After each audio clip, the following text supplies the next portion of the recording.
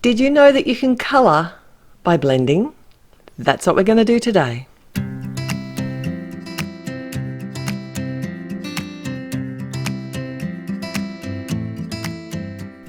Hi, it's Therese from Lostinpaper, and I don't know if you noticed, but I've been gone for a little while. I've been on holidays and I've finally returned. And I did make this card for a release earlier this month with Altenew, and here's Lily saying g'day.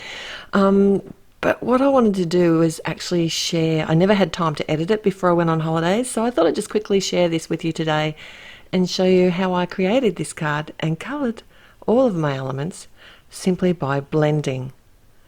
So this is the Dovetail Butterflies Stamp and Coordinating die set, and I wanted to create some monarch style butterflies. I just had this orange version of a butterfly in my head, so I thought I have to go with it. I know it's not the right shape, but we can have a bit of creative license in our card making for sure. Maggie's in on it too today. Everybody's here.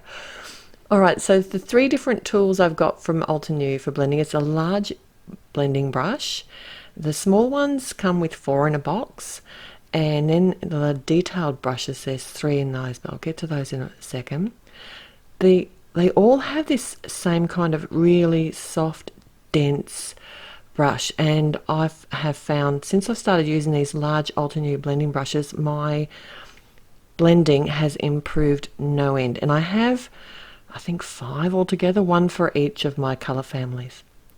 The little brushes here I don't have as good a control with, but they are handy when you're getting into small areas, and you'll see me use them a little bit later on. But these little beauties are game changers again. Like, it's the same kind of end on the brush. You get 3 different ones in the pack, and they're just like a large, medium and a small one. And like they say, they're for details, and I'm going to put them to work today. Put them into practice. I'm going to put them to work and colour. So I've got the beautiful bitterroot flower. It's a layering stencil set, and it also has a coordinating die, which I'm not going to use today, but I wanted to create like a subtle floral background. And this is actually a floral bouquet that it creates, but you could actually use the single flowers over and over. And basically, like, I just used the pale grey inks initially to create some white looking flowers or grey flowers, because I want my butterfly to be the focus of this card. But basically I just flipped and turned the stencil around until it matched, and then I do protect my cardstock around the stencils because I'm not sure which part of the image I'm going to use. I'm working just on some 80-pound Nina cardstock, and I can cut out the A2 portion that I want to use afterwards. And by using post-it note tape here, you can use any sort of, you just use normal post-it notes, you can use copy paper, whatever you've got, just to protect the areas that you don't want to accidentally blend onto your good cardstock on the background. So for the bigger areas, I did come in with the bigger brush there and then added the detail. As long as I protected the small areas, you can actually get away with using just the big brush here. But for a little bit of shading, I did come in with the detail brush, and that just added a bit of depth. But here's my focal point today. This is mostly what I'm going to be focusing on, and it's the monarch butterfly.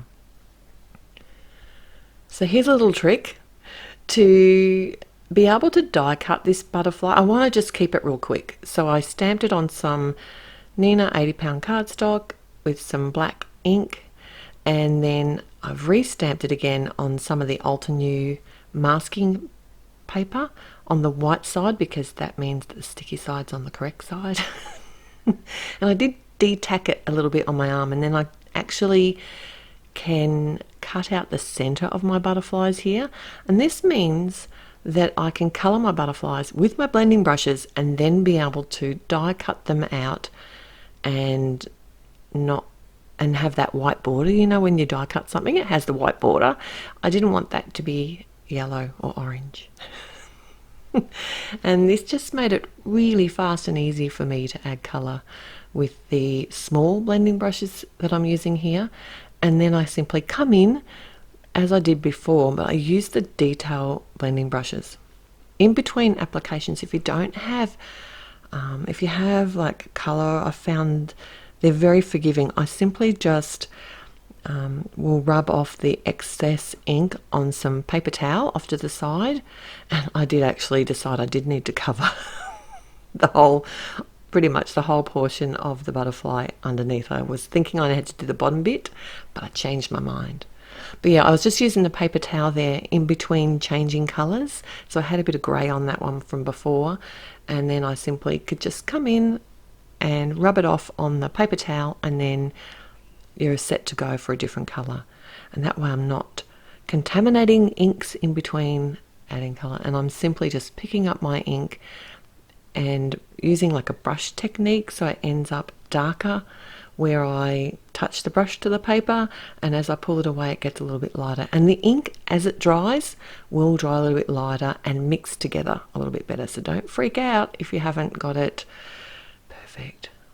Speaking of freaking out, I've been really busy behind the scenes as well, getting ready for an awesome summit that's just about to happen in July. It's a 4-day card maker success summit, and it's all about getting your Christmas cards ready in advance so we don't have that big rush coming up to Christmas. And it's the most fantastic idea. It's been organised by Brandy from Stamp Me Some Love, and there are over 25 amazing card designers, and they're all videos, and it's absolutely free, and I'm so excited to be asked to be part of this. And I'll put the link down below. If you click on the show more, you know, like in the description below where you can see this video, I'll put my link there.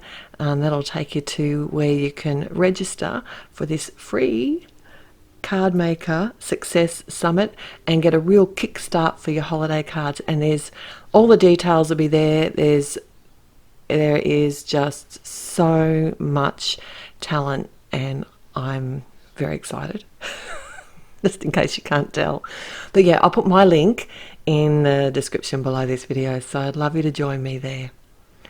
Anyway, back to the card now. I did add a quick sentiment here from the Wispy Begonia stamp set, just with some obsidian black ink, and I had kept my stamps in place in the Misty tool so I could restamp the black. You don't have to do that over the butterflies before I die cut them out.